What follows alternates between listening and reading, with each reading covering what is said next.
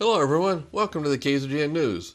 Today we'll bring you election news, news of a high-level Admiral visit to China Lake, news of a Caltrans survey group you can sign up for, a street repair list for Ridgecrest, news of discounted adoption rates at the Ridgecrest Animal Shelter, today's gas prices, weather, sports, and much more. From the Rademacher Hills to Bee Mountain and the mighty Sierras, Ridgecrest to Inyokern and China Lake, this is your news for the Indian Wells Valley with the KZGN News crew. Hello, I'm Tom Whitnick. Thanks for joining us for the news affecting Ridgecrest and the Indian Wells Valley. Well, Tuesday we had another primary election. The people in Nebraska and West Virginia cast their votes for the Republicans, and for the Democrats it was only in West Virginia. Trump and Sanders again were the winners. Trump won easily both states, while Sanders beat Clinton easily in West Virginia. The actual votes came in with Trump getting 62% of the vote in Nebraska, followed by Cruz with 18% and Kasich with 11%. In West Virginia, Trump got 77% to Cruz with 9% and Kasich with 7%. Of course, Cruz and Kasich have suspended their campaigns. In West Virginia, for the Democrats, Sanders won with 51% of the vote to Clinton's 36% of the vote. Since that only adds up to 87%, you might ask where the other 13% went. Well, those votes just went to lesser candidates still on the ballot there. In the delegate count, Trump won all the available delegates Tuesday and now has 1,135 delegates, just 102 short of the minimum needed of 1,237. For the Democrats, even though Sanders beat her again, Clinton still leads with 2,239 and Sanders with 1,469 delegates. 2,382 delegates are needed to win the nomination. Their totals include the controversial superdelegates, which Sanders has asserted as rigging the election, so establishment people can keep control of who the candidate will be. Both Trump and Sanders have brought out many policies in the election cycle that do appear as unfair, a means for party bosses to keep control over the party. The next elections are in Kentucky, Oregon, and Puerto Rico for the Democrats. For the Republicans, the next elections are Oregon and Washington State. While there are 72 delegates available in those two states, it appears the final vote for the Republicans will be in June.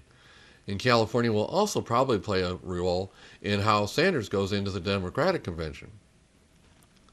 Speaking of voting, here's a warning to everyone watching this. For the first time in many years, California is very important for both parties.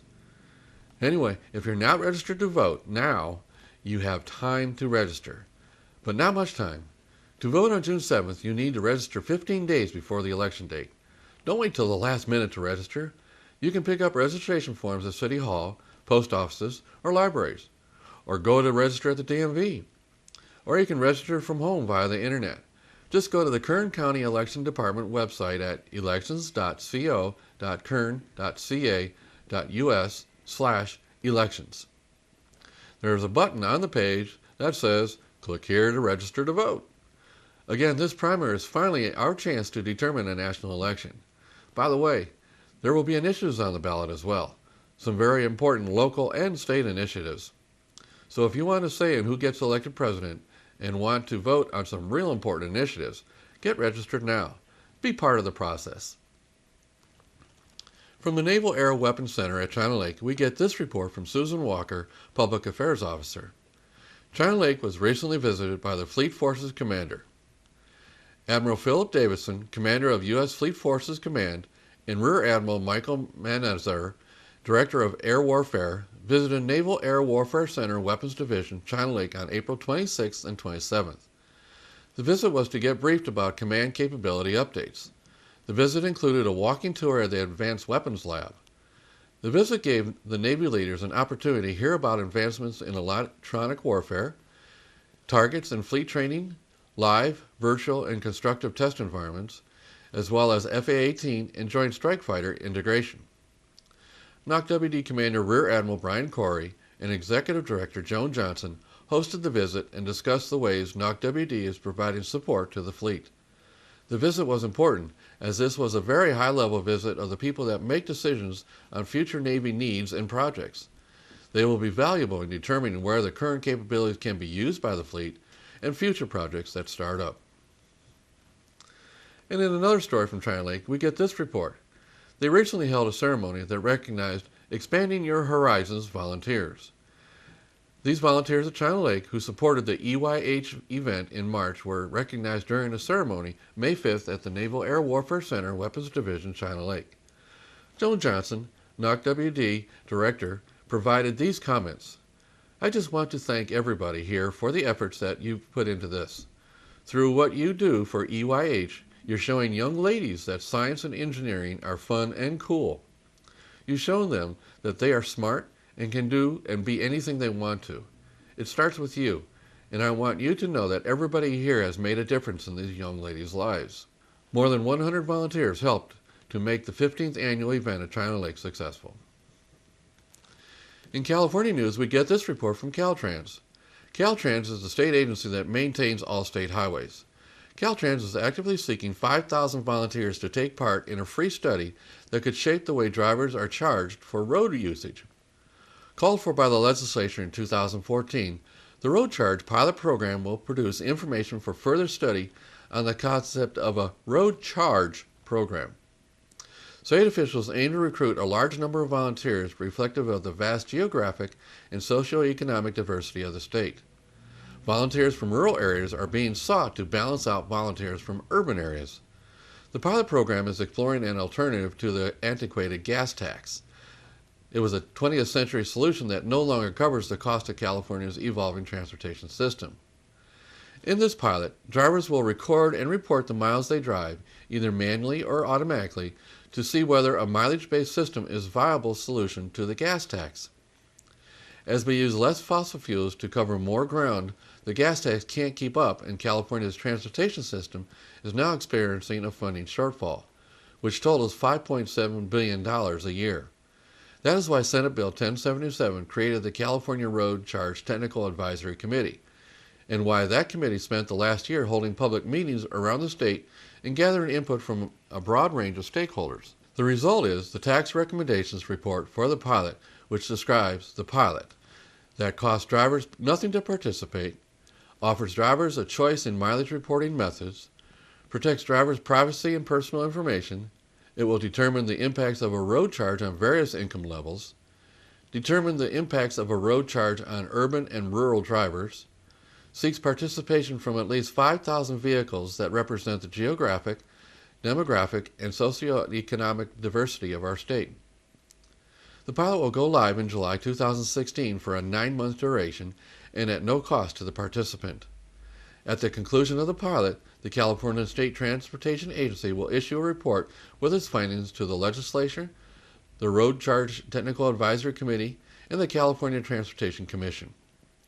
Following receipt of that report, the Commission will make its recommendations regarding the pilot program to the legislature, which will consider whether to proceed with implementing a road charge system in California.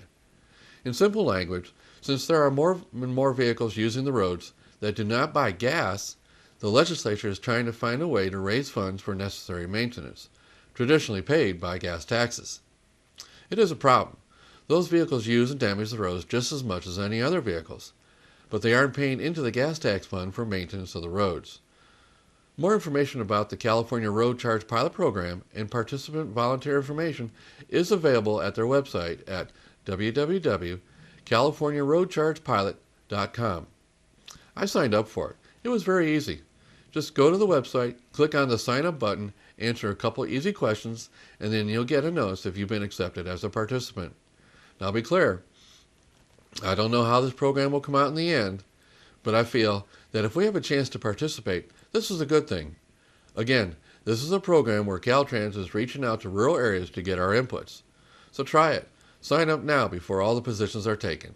Now stay with us. After the break, we'll have news about city road maintenance.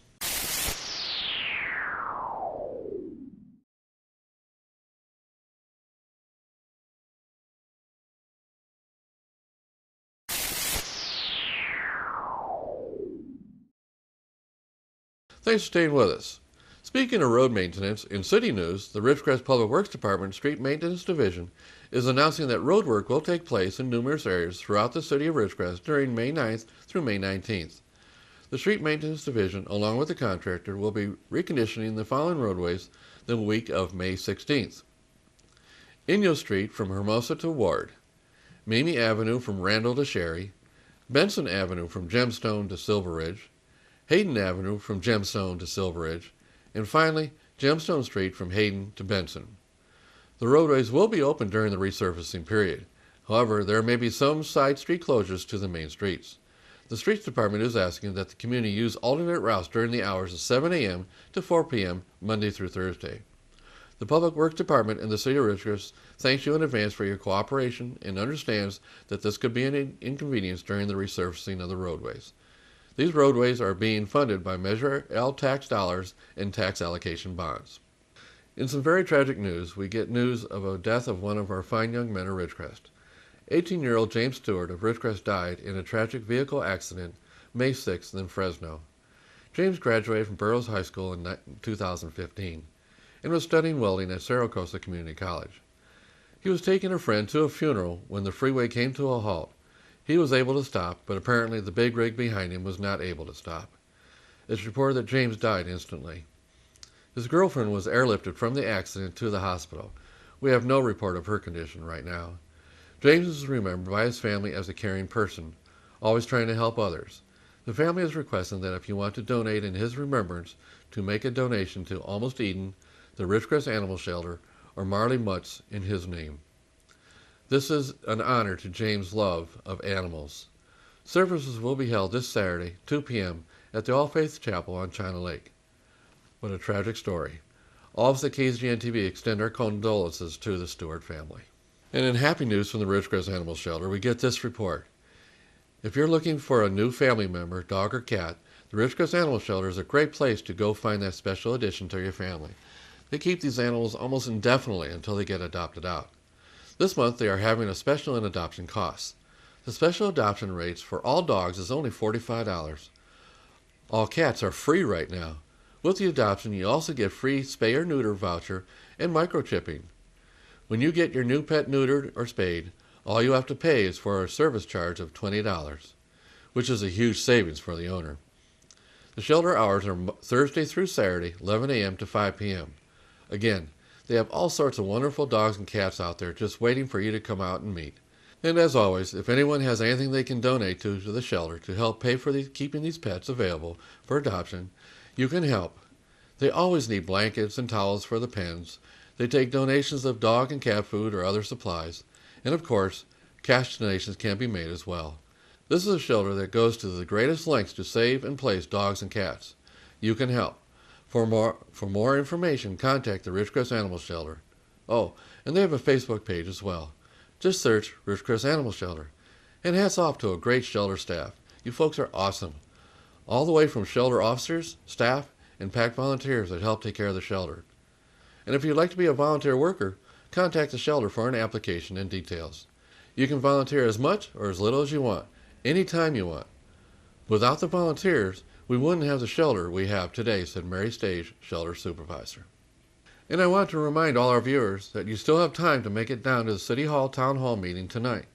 This will likely be the last town hall before the council takes up whether to approve or disapprove the building of a new Indian casino here in the city. If you have an opinion or just questions, tonight would be a good time to go down there and ask them. The meeting starts at 6 p.m. Wednesday evening and will go until about 9 p.m. or until everyone has had the chance to comment or ask questions. So, after the news ends, you still have plenty of time to get down there and make your comments. Your comments are important to the council because right now comments are running pretty even pro and con. They need to hear from we the people. Now in KZGN continues effort to provide news and information you've asked for, here are today's gas prices for Ridgecrest and some surrounding areas. Well, since my last report, local prices have held steady.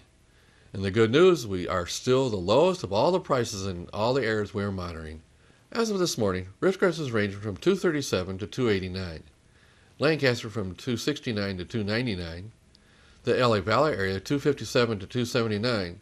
And the Bishop area $2.74 to $2.99. We have 4 stations at $2.37 per gallon. Tune in Mondays, Wednesdays, and Fridays for updates. We at KZGN always suggest you shop locally to support our local economy. Remember, when you pay sales tax out of town, you're helping those cities pave their streets instead of here. Now stay with us. After the break, we'll have weather and sports.